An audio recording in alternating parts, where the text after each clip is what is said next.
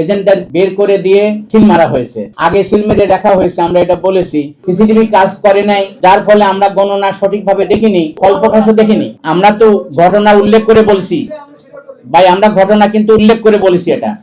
সুতরাং যে ঘটনা আমরা বলেছি আপনি সেই ঘটনাই বলেন, তাতে তো অসুবিধা নেই আপনার। যে যে জায়গায় ঘটনা আমরা পেয়েছি সেটা আমরা নিয়েছি, ওইভাবে ঠিক আমরা ভাগ করে করি নাই যে আমরা ওখানেই যাব ওখানে যাব না। জেনারেলি সবার কাছে আমরা গেছি, যেখানে ঘটনা ঘটছে আমাদের লোকটা সেখানে গেছে। এবং পত্রপত্রিকা যেটা আছে আমরা বলেছি ওটাও তো আমরা আনছি কিছু ক্ষেত্রে। এজেন্টদের বের করে দিয়ে সিল মারা হয়েছে। আগে সিল মেরে রাখা হয়েছে, আমরা এটা বলেছি। তারপরে অনেক জায়গায় ঢুকতে দেওয়া হয়নি। এরপরে আমরা এটাও লক্ষ্য করেছি যে যেমন ধরুন যে সিসিটিভির ব্যাপারে বলেছি, সিসিটিভি কাজ করে নাই, এটা তো আমাদের আগের থেকে পর্যবেক্ষণ ছিল।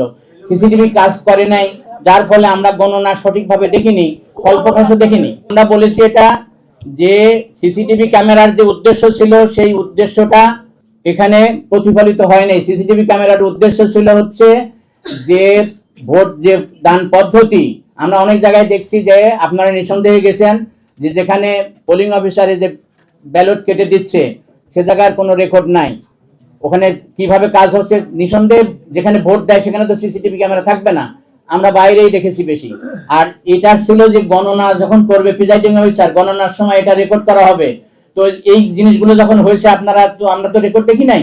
তো সুতরাং এটা তো আমরা স্পষ্টভাবেই বলছি, এটা একটা দুটা না, বহু জায়গায় হয়েছে। এটা এক দুইটা হলে না আপনারা কথা বলতে পারেন। আর আপনি বলছেন এক দুই বাক্যে বলেন, এক দুই বাক্যে বলবো। আপাত দৃষ্টিতে এটা শান্তিপূর্ণ মনে হলেও ভিতরে যে ঘটনা ঘটে বলেছে এটা স্ট্রাকচারালি, আমি আমার বক্তৃতায় বলেছি যে এখানে যে চুক্তিভিত্তিক নিয়োগ করা ব্যক্তিবর্গ সম্বন্ধে কথা উঠেছে তারা পক্ষপাত দুষ্ট ছিল, তাদেরকে রেখেই নির্বাচন করা হয়েছে। এই নির্বাচন নিঃসন্দেহে স্ট্রাকচারালি ফ্লড। এইটা আমরা তো ভাই আমাদের যে পর্যবেক্ষণ, সেই পর্যবেক্ষণ দ্বারা আমি কনক্লুসিভ প্রমাণ করতে পারবো না, কারণ আমি বলেছি যে এটা নিয়ে আরো অনুসন্ধান দরকার এবং আপনাদেরকে অনুসন্ধানের রিপোর্ট করার অনুরোধ করেছি। আমরা সিভিল সোসাইটির পক্ষ থেকে আমরা হয়তো আরো স্টাডি করব।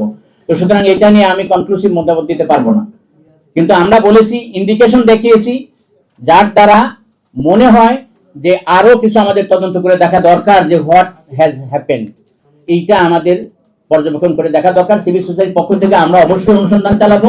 আপনাদেরকে অনুরোধ করবো আপনারা অনুসন্ধানের রিপোর্ট অব্যাহত রাখেন।